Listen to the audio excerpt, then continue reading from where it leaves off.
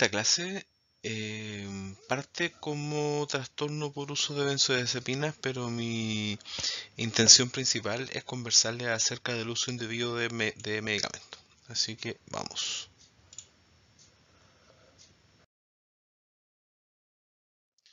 Vamos a definir entonces el uso indebido de medicamentos recetados como cualquier uso de un medicamento recetado que esté fuera de la forma y la intención para la que se recetó ese fármaco. Toda adicción, todos trastornos por uso de benzodiazepina en este caso, requiere que se esté usando de manera indebida el medicamento, pero no todo uso indebido de medicamento implica necesariamente una adicción a ese fármaco. ¿Qué circunstancias se consideran normalmente uso indebido de medicamento? Por ejemplo, el uso excesivo, en dosis mayor de la que uno ha recomendado. El uso con fines recreacionales, que en algún momento se llamó uso no médico.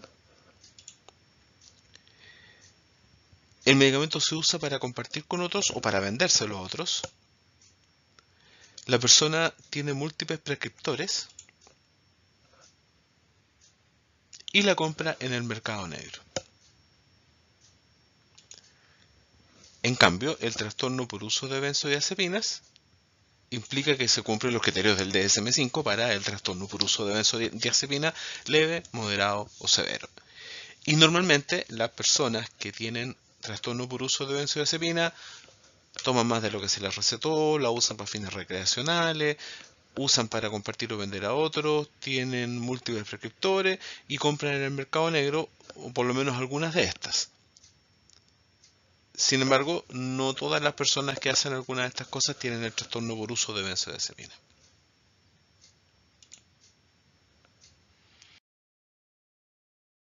Según lo que ya conocemos, tradicionalmente el DSM identifica trastornos relacionados con sustancias de dos tipos. Digamos, uno es el trastorno por consumo de sustancias, que antiguamente incluía el uso abusivo y la adicción, y actualmente se clasifica en leve, moderado y severo. Y aparte, algunos trastornos inducidos por sustancias, que son la intoxicación, la abstinencia. Ambos cuadros son específicos, ambos cuadros tienen síntomas específicos para cada sustancia y otros trastornos mentales inducidos, por ejemplo, episodio maníaco inducido por cocaína, por decir algo. En este cuadro, ¿qué sería entonces un trastorno por consumo de antihipnóticos o ansiolíticos? Que incluye, por supuesto, a la benzodiazepina. Hay un patrón problemático de consumo de estos fármacos que provoca un deterioro o sufrimiento clínicamente significativo y que se manifiesta al menos por dos de los hechos siguientes que ocurren dentro de un periodo de 12 meses. Entonces, la persona consume cantidades mayores o por un tiempo más largo de lo que pretendía. La persona tiene un deseo persistente o ha intentado de manera fallida controlar el consumo o interrumpirlo. Invierte mucho tiempo en actividades necesarias para obtener el medicamento, para usarlo y para recuperarse de sus efectos. Aparece craving. El uso recurrente conduce a algún tipo de fracaso en cumplimiento de roles importantes, por ejemplo en el trabajo, por ejemplo en los estudios o en el hogar. Se continúa el uso a pesar de que hay problemas sociales, interpersonales, familiares, que son recurrentes o persistentes y que están provocados o aumentados debido a los efectos de la sustancia. La persona ha abandonado otras actividades que eran importantes para ella debido a que se dedica a consumir. La persona usa recurrentemente el medicamento en situaciones que es físicamente peligroso, por ejemplo al conducir. La persona persiste en el uso a pesar de que sabe que hay algún problema de salud físico o psicológico que sea provocado o exacerbado por el sedante. Específicamente, si es que ha habido indicación médica de suspender el fármaco. Hay síndrome de tolerancia y hay síndrome de retirada.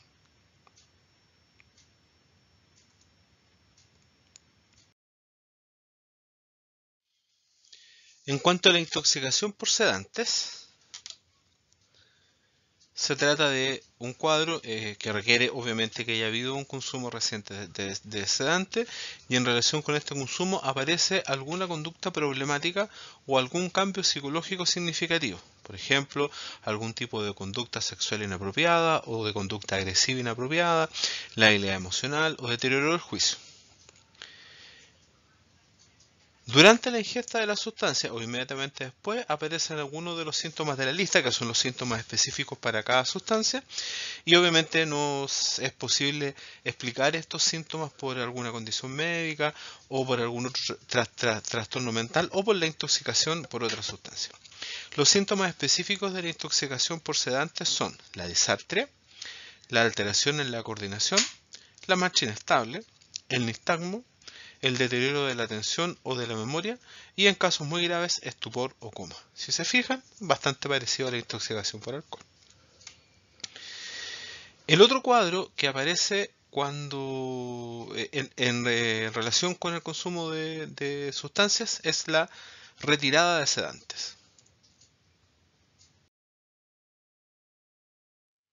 La retirada de sedantes consiste entonces en la situación clínica en que, luego de un periodo de consumo de algún sedante importante, en dosis por lo menos media o elevada, y por un tiempo suficiente, que generalmente es de varias semanas, se interrumpe entonces bruscamente el consumo, o se bajan significativamente las dosis también de manera brusca, y entonces aparecen algunos síntomas que son específicos para la retirada de benzodiazepina o de sedantes en general, y que se los voy a mostrar a continuación. Y estos síntomas aparecen unas cuantas horas después del cese del consumo, si el medicamento era de vía media corta, o incluso unos cuantos días después, si es que el producto era de vía media larga. Esto, típico del DSM, no sé, tiene que haber un sufrimiento significativo y o un deterioro en el funcionamiento, y no tiene que deberse a otra condición que pueda explicar los síntomas. Estos síntomas, los clásicos, digamos, que son parte de los criterios de diagnóstico: la hiperactividad autonómica, que se va a notar en tendencia a la taquicardia, la hipertensión arterial, sudoración, temblor de las manos, insomnio, náuseas o vómitos. Pudieran aparecer en casos raros alucinaciones y otras alteraciones en la percepción. El paciente puede agitarse, puede tener ansiedad muy importante, que es el síntoma más común junto con el insomnio, y en casos muy graves pudiera aparecer convulsiones tónico-clónicas, que es una situación por supuesto de alto riesgo.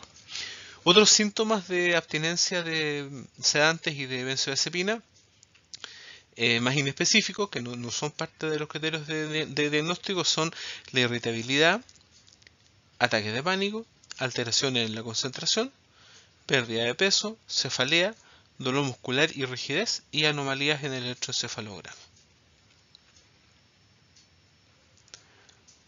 Si uno le va a hacer caso al DSM, hay otros trastornos mentales que pueden ser inducidos por sedantes. Los dos primeros son la intoxicación y la abstinencia, pero los sedantes pudieran estar detrás de los trastornos psicóticos, algunos episodios maníacos o depresivos, los trastornos de ansiedad, los trastornos del sueño, disfunciones sexuales, el nuevo funcional y trastornos neurocognitivos. Ahora, demostrar que una persona que ha tenido un episodio maníaco se debe, por ejemplo, maníaco, se debe específicamente al uso de un sedante, es algo que no es muy fácil. Ahora, respecto de en cuanto a la epidemiología del consumo de benzodiazepina, Most y su equipo publicaron unos datos analizando información registrada en la Encuesta Nacional sobre Uso de Droga y Salud de 2015 y de 2016. Publicaron estos datos del 2019, tomaron los datos que se referían específicamente al consumo de benzodiazepinas. En Estados Unidos, entonces, 30,6 millones de personas adultas mayores de 18 años reportaron uso de benzodiazepinas durante el último año. La mayoría lo hicieron con prescripción, pero hay un 2,2% de la población general norteamericana que está usando benzodiazepinas de manera indebida. El uso indebido, por lo tanto, es del 17,2% del uso total. En el rango etario de 50 a 64 años está el uso prescrito más alto, y las personas de 18 a 25 años tienen el mayor uso indebido de benzodiazepina. Aquí uno se pregunta si será que estas personas cuentan con una indicación médica, digamos, real, o tienen más acceso a consultas médicas y entonces, bueno, les es más fácil conseguir la prescripción. El uso indebido de benzodiazepina presentaba una fuerte asociación al abuso de otras drogas, especialmente opioides y estimulantes. El uso indebido más común fue el uso sin receta, o sea, recurren a formas diferentes de conseguir el medicamento. Y lo más común es que se obtenga de algún amigo o pariente, de acuerdo a lo que reportan estas personas.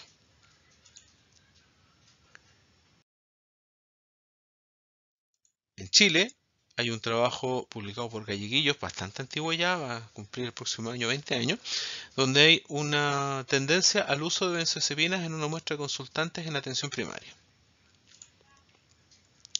Se tomaron 188 pacientes mayores de 15 años, el 65% fueron mujeres, 32% estaba usando psicofármacos y 26% estaba usando benzodiazepinas. De los que reciben benzodiazepinas, 30% las tomaban por insomnio, 29% por un trastorno depresivo y el 27% por un trastorno ansioso. Hay un estudio que compara la prevalencia de consumo en la última semana. En Brasil sería 8%, en Estados Unidos 2% y en Australia el 1,6%.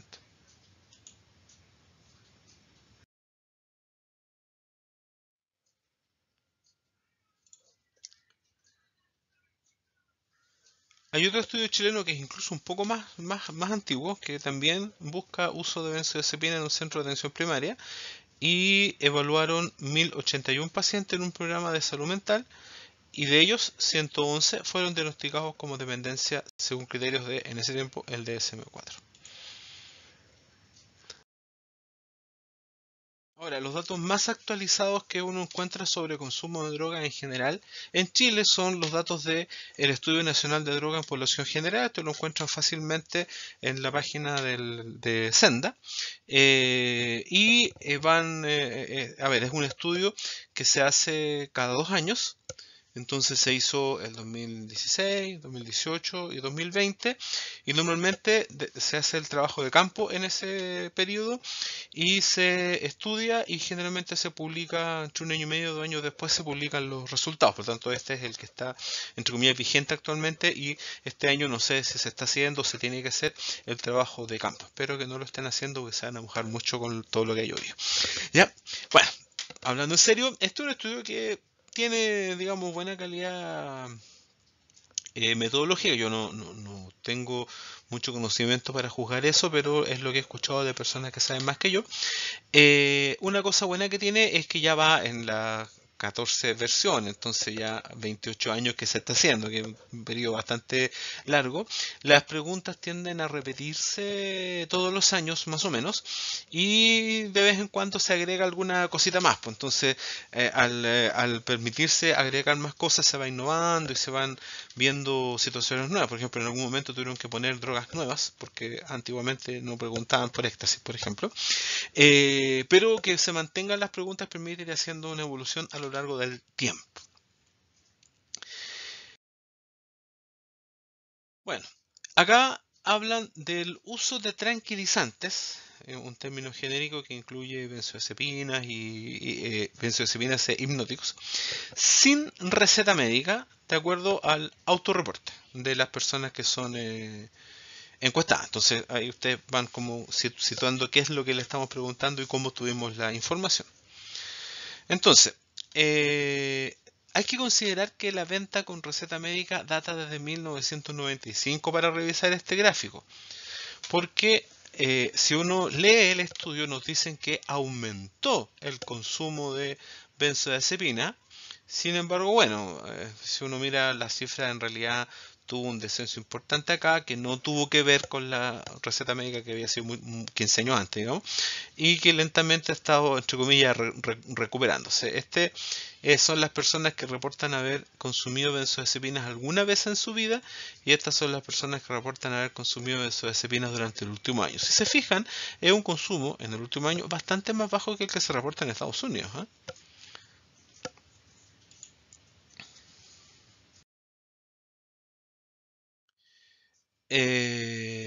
Uso de benzodiazepinas en el último año, un poquito más en mujeres, en varones que en mujeres, notablemente más elevado en el trato socioeconómico bajo que en el medio y en el alto, lo que evidentemente nos sorprende.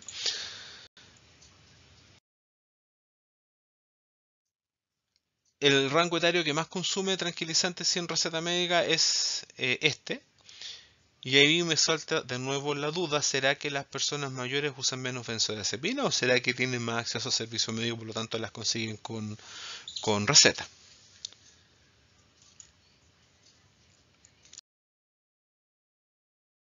Y acá tenemos el dato por regiones y acá tenemos el dato de eh, la encuesta del 2018 y la encuesta del 2020.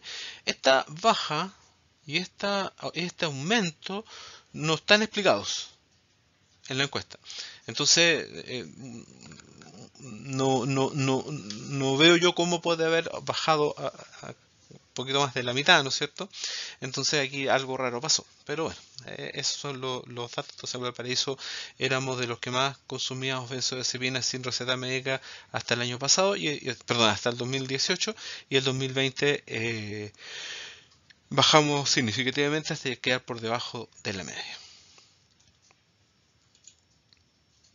Es recomendable mirar ese estudio del Senda, eh, bastante ilustrativo. Algunos factores que se han asociado al trastorno por uso de benzodiazepina: mayor duración del uso. Mientras más tiempo tomo benzodiazepina, más probable es que haga un trastorno. Mientras más alta la dosis, más probable es que haga un trastorno. Mientras menor nivel educacional, lo mismo. Mientras más severo sea el insomnio, es más probable que haga el trastorno por dependencia. Si actualmente estoy usando antidepresivos, también es más probable. Esto no se sabe, o yo no sé al menos, si esto es por el uso de los antidepresivos o es porque devela la existencia de una patología concomitante. Y la comorbilidad psiquiátrica, que es lo que yo estaba planteando acá. Otros trastornos por uso de sustancias, especialmente alcohol, uso individuo de otros medicamentos recetados, la presencia de enfermedades como el trastorno de pánico, trastorno bipolar y trastorno de personalidad antisocial.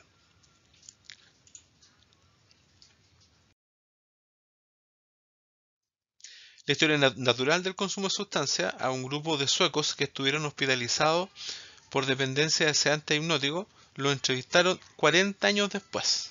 40 años. Los encontraron, los buscaron, hay que tener plata. 50% todavía utilizaba hipnóticos o sedantes. Notable, después de 40 años todavía lo seguían usando. Los que habían muerto, un 25% murió de muerte no natural y el 18% murió por suicidio. Obviamente el 18% está incluido dentro de ese 25%.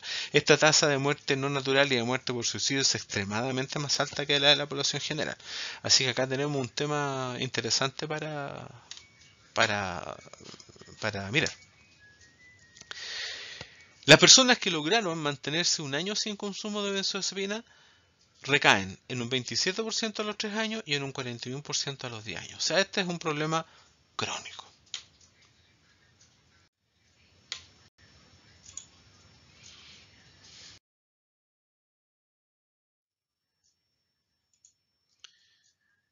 Hay una mayor mortalidad en la polución usaria de benzodiazepinas, pero es una mayor mortalidad similar a la que presentan los demás grupos de pacientes psiquiátricos. Las personas que tienen trastornos por dependencia de benzodiazepinas tienen más riesgo de caídas si son adultos mayores, de fracturas si son adultos mayores, de disfunción cognitiva y de muerte por sobredosis, especialmente sobredosis compleja.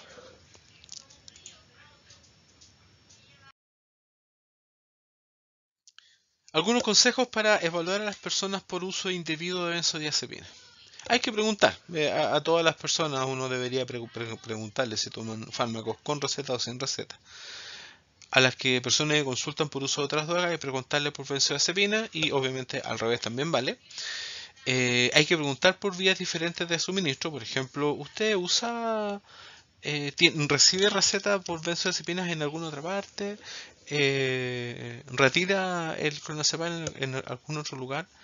¿Alguna vez pasa a veces que uno se puede quedar sin la receta? ¿No ha tenido que recurrir a conseguirse con alguna persona conocida o comprar en algún lugar que no sea una farmacia? Hay que averiguar bien cuál es el patrón de consumo y siempre preguntar si se le pasa el efecto o si ese día necesita algo más, qué es lo que hace. ¿Ya? Una vez que uno establece un patrón de consumo, si le sigue preguntando al paciente, con frecuencia aparecen dosis adicionales. Hay que indagar cuánto le dura lo que se le receta. Por ejemplo, a usted le dan 60 tabletas para el mes, ¿cierto? ¿Y le duran el mes? O sea, no es raro que a la gente se le acaben los medicamentos. Eh, sí, a veces uno tiene un mal día y necesita... Sí, entonces al final, ¿cuánto se le acaban antes? Pues claro, si será una semana antes. Esa forma de preguntar, así un poquito con el tejo pasado, se llama normalizar, si que recuerdan las clases sobre entrevista clínica. Si hay un programa de monitoreo, que bueno, en el hospital no lo tenemos, hay que revisarlo, y es súper importante que este programa de monitoreo esté en línea entre distintas instituciones. Deberíamos estar en línea el nivel secundario de este hospital con el de Van Buren, y con las farmacias de los consultorios, y con las farmacias privadas. Yo debería poder poner el root de alguien en una página segura en internet y que apareciera todas las recetas que ha retirado en el último tiempo. Es súper relevante cuando uno hace una evaluación de una persona que tiene un uso indebido o un trastorno por uso de benzodiazepina, indagar por las comorbilidades, porque lo más probable es que existen estas comorbilidades. Y hay que hacer una evaluación cognitiva en el momento agudo y también después de la desintoxicación. No me canso de destacar lo importante que es este tema. Ahora, la parte difícil es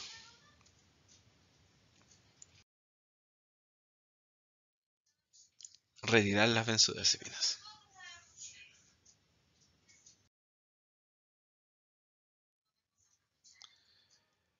Para manejar la retirada, lo esencial es lograr la motivación al cambio.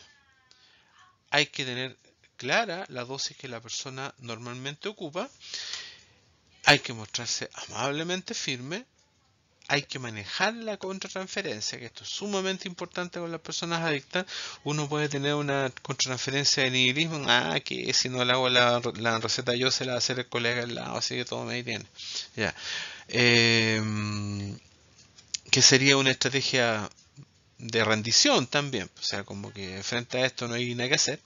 Pero también uno podría tener una reacción de tipo control sádico. No, yo no le voy a hacer receta, pero doctor, no, esto no cuenta conmigo. Yo no tengo por qué estarle dando este medicamento que no tiene ninguna indicación clínica. Si la persona está contemplativa, uno podría iniciar técnicas de entrevista motivacional para tratar de que generar esta motivación al cambio, o ayudar al paciente a que genere la motivación al cambio.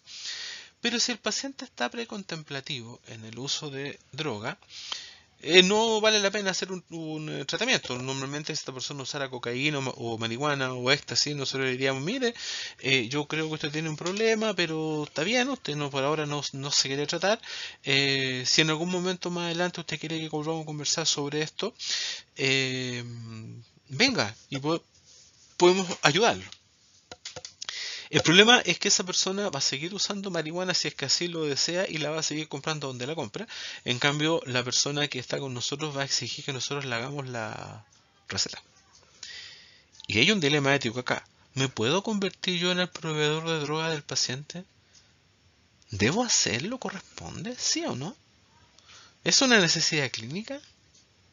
Si tengo que hacerle la receta de clonazepam, ¿tendré también que despacharle marihuana? No, yo no tengo una respuesta, pero es una pregunta súper válida. Uno podría ponerse, bueno, no, po, pero claro, situaciones hay para todos los gustos.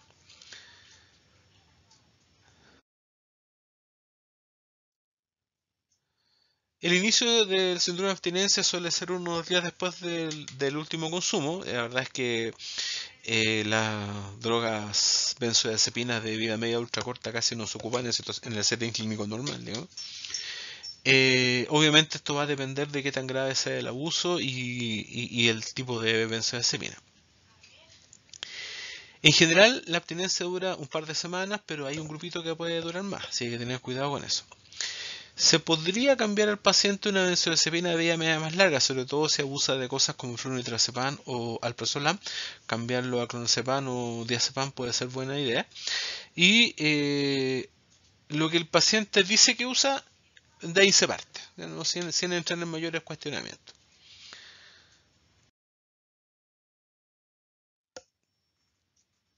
Hay que hacer una reducción gradual entonces, más rápido si el uso es reciente, si la dosis es baja, si la desintoxicación es hospitalaria, pero más lento si el uso es muy antiguo, si la dosis es muy alta y la desintoxicación es ambulatoria.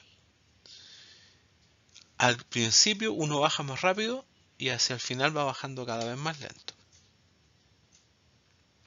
Algunos proponen dejarle una dosis de SOS al paciente. Se le tiene que entregar un número de tabletas exacta, lo que se hace bastante más difícil en el sistema. Entonces uno podría llegar a tratos con el paciente como que vaya a comprar el medicamento y vuelve inmediatamente y nos ponemos de acuerdo, ¿ya?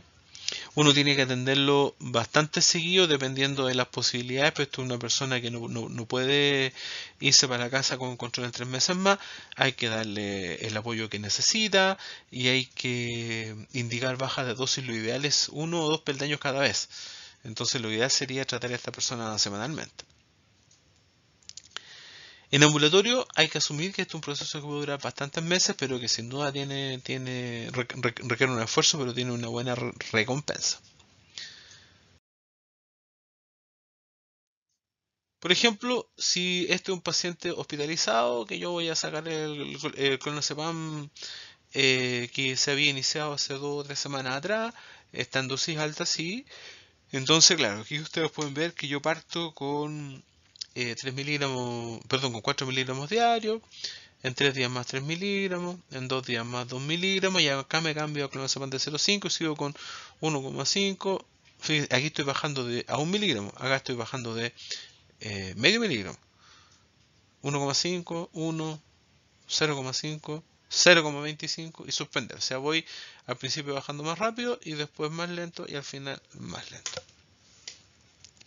Un ejemplo, un ejemplo es de desintoxicación lenta en un paciente ambulatorio con similares características. Estoy haciendo lo mismo. Le estoy bajando 1 miligramo cada 2 semanas y le dejé el mismo miligramo que le bajé, se lo dejé en SOS y le dejé 30 tabletas. Necesita 28 para completar su tratamiento por horario y le dejé 2 tabletas, o sea 4 dosis para SOS. Y después mantengo siempre el SOS, pero ahora ya le retiré. Y también le dejo para que le quede un par de dosis y así le voy bajando 1 miligramo cada 14 días y después ya me cambio a clonazepam de 0,5, entonces le bajo más lento y al final también le bajo un poquito más lento.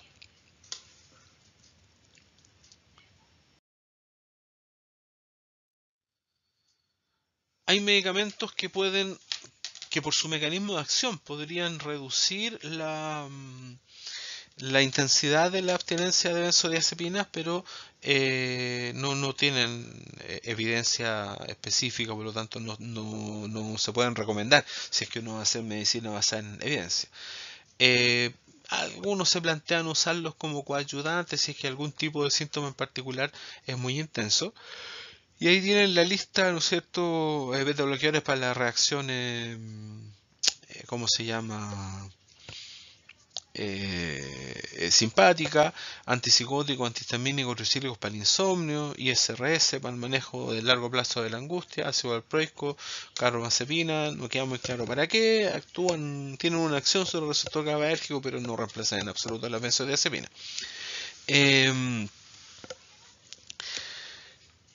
Quizás lo más importante para paliar los síntomas de la abstinencia es la motivación del paciente y decirle al paciente que la disminución gradual del medicamento logra reducir la intensidad de los síntomas, pero no eliminar los síntomas.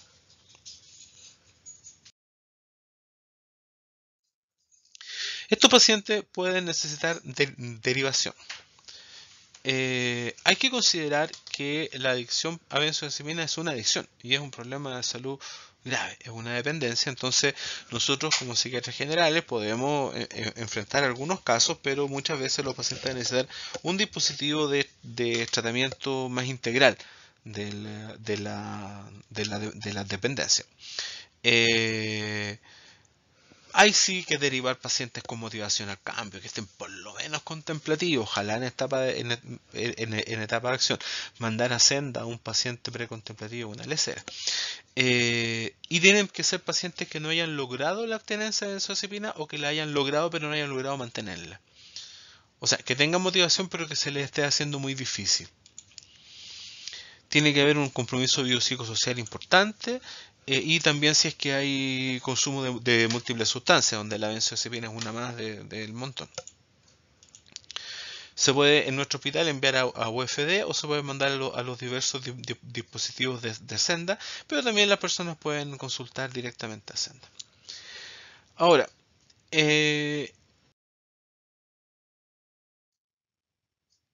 prevención y manejo del mal uso de fármacos recetados. Los problemas principales los tenemos con las benzodiazepinas y en otros contextos con analgésicos tipo tramador.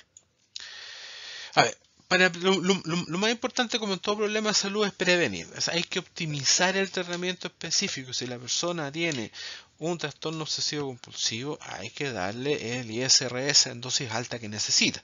Uno puede utilizar una benzodiazepina y la siguiente cosa es, pero que no se me olvide suspenderla después. ¿Ya? Hay que evaluar el riesgo de dependencia que tiene este paciente en particular, establecer un plan de tratamiento que incluya la retirada gradual de la benzodiazepina y hay que ponerle límite a la repetición de la receta y hay que ponerle límite a las dosis que se van a indicar. Hay que establecer algún tipo de programa de monitoreo. Entonces, vamos viendo punto uno por uno. Optimizar tratamientos específicos. El insomnio debe manejarse como indicamos que se manejaba el insomnio en la clase correspondiente. Y los trastornos de ansiedad tienen que recibir los serotoninérgicos y la psicoterapia que necesitan.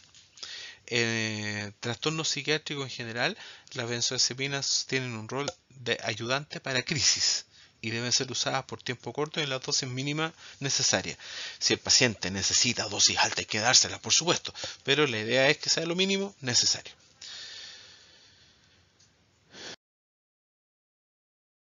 En cuanto a evaluar el riesgo del paciente, tienen mayor riesgo algunas personas, mayor riesgo de dependencia que otras. Hay algunas contraindicaciones para el uso de sustancia controlada. Por ejemplo, si el paciente tiene un trastorno por uso de sustancias que no está tratado o que está descompensado, si hay una enfermedad psiquiátrica mal controlada o si la adherencia al tratamiento es errática.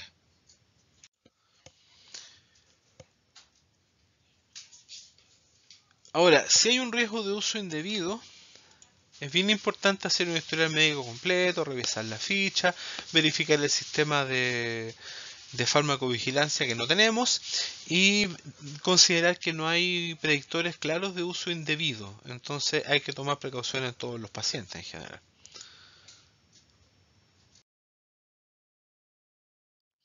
Hay que establecer un plan de tratamiento donde se discuta desde el comienzo con el paciente lo que se va a considerar uso indebido. Si yo estoy tratando a una persona con un cuadro psiquiátrico que necesita una benzodiazepina, tengo que tocar este punto brevemente. Tenemos que tener alguna estrategia de monitoreo del uso de sustancia. Si se pesquisa el uso indebido en este centro de salud, lo que hacemos es esto y esto otro. Cuando sea el momento, vamos a hacer un retiro gradual del medicamento según la condición clínica suya. Le vamos a ir sacando el clonazepam para que usted lo pueda retirar sin mayor problema. Si vemos que en realidad se le está haciendo muy difícil suspender el tratamiento, vamos a tener que hacer una intervención específica. Y algunos utilizan ¿cómo se llama? Un acuerdo, pero eso no está muy claro que sirva. Además de que parece un tanto agresivo. Ahora, limitar las dosis y limitar la repetición de receta antes del plazo. Hay que usar la dosis mínima útil y una vez reducida la sintomatología, porque si implementó el tratamiento específico, tiene que hacerse un retiro gradual del medicamento controlado. Y es súper importante sacar la cuenta junto con el paciente cuántas tabletas necesita hasta el control siguiente. Ya mire, nosotros nos vamos a ver en 20 días más y tiene que tomarse una tableta y media diaria, ¿cierto? Así que si son 20 días, uno saca la calculadora secreto, son 20 días por una y media, son 30 tabletas, entonces con eso le alcanza justo, ¿cierto? Sí, doctor, me alcanza justo. Ya, entonces pues no, es que sacamos mal la cuenta, no sé qué, ¿ya?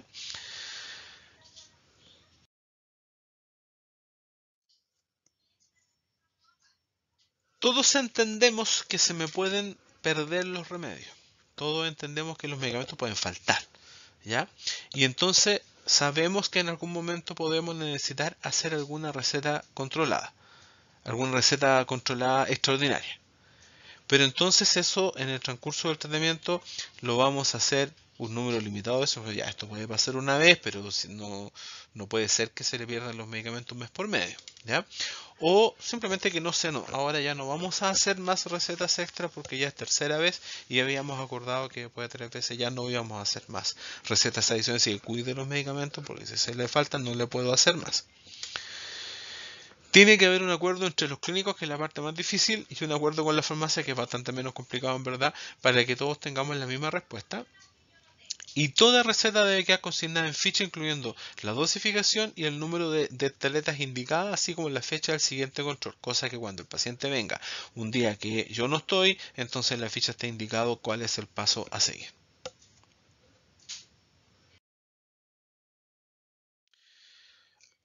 Podría haber programas de monitoreo en distintos niveles de organización. En la farmacia de cada centro de salud tendría que haber un sistema de tarjetones, un sistema computacional, y tiene que haber un monitoreo a nivel central también, donde todos los sistemas conversen entre sí y puedan estar al día.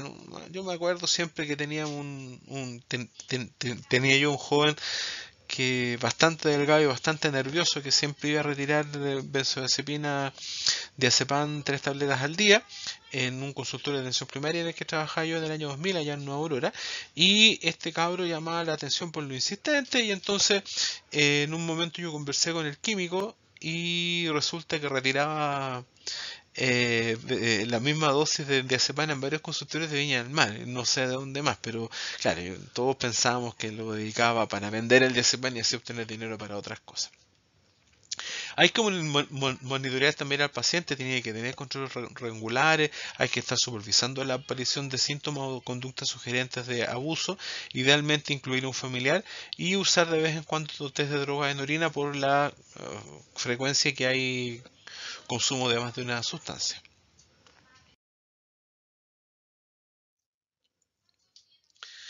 El manejo va a depender siempre del paciente y de sus circunstancias. Un uso indebido aislado no debería hacer otra cosa que una asesoría, estrechar el monitoreo. Si ya no es tan aislado, uno tendría que empezar a considerar suspender la terapia, pero el uso indebido grave con reiteradas solicitudes de receta extraordinaria o que uno sepa que el paciente está comprando en el mercado negro, ahí hay que suspender el medicamento y eventualmente iniciar el tratamiento de la posible dependencia que pueda haber. La reducción gradual es lo indicado casi siempre, excepto que esté desviando a otras personas. Bueno, y eso es lo que tenía que decir. Muchas gracias.